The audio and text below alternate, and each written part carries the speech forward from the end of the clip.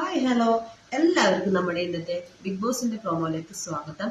ഇന്നത്തെ നമ്മുടെ വീഡിയോയിൽ ഇന്നലത്തെ നമ്മുടെ ബിഗ് ബോസ് എല്ലാവരും കണ്ടാണല്ലോ. അപ്പൊ അതിൽ നമ്മുടെ രേണു ചേച്ചി ഭയങ്കര സങ്കടത്തിലാണ്. സങ്കടപ്പെടാനുള്ള ഒരു കാരണമുണ്ട്. മോർണിംഗ് ടാസ്കിൽ നമ്മുടെ ബിഗ് ബോസ് പറഞ്ഞു എല്ലാവർക്കും ഓരോ ഓമന പേര് ഓരോ കണ്ടസ്റ്റന്റ് കൊടുക്കണം, ഇഷ്ടപ്പെട്ടവർക്കും ഇഷ്ടപ്പെടാത്തവർക്കും കൊടുക്കണം എന്ന് പറഞ്ഞു.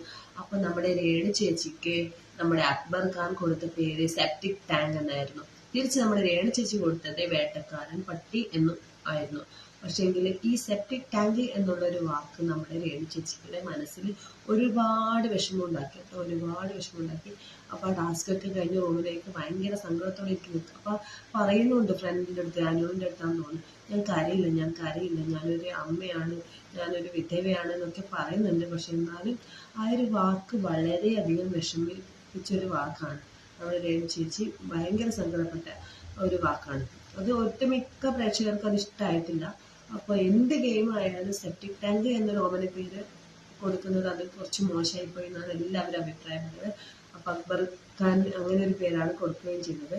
അപ്പൊ വേട്ടക്കാരൻ പട്ടി എന്ന് കൊടുക്കാൻ കാരണം ഓരോ പ്രശ്നം വരുമ്പോൾ ഇങ്ങനെ വേട്ടയാടി രേണുവിനെ ഒന്ന് അറ്റാക്ക് ചെയ്യുന്ന ഒരു സ്വഭാവം അക്ബറിനുണ്ട്. അതുകൊണ്ടാണ് അങ്ങനെ കൊടുക്കുന്നത്. അത് പിന്നെയും കുഴപ്പമില്ല എന്ന് തോന്നുന്നു.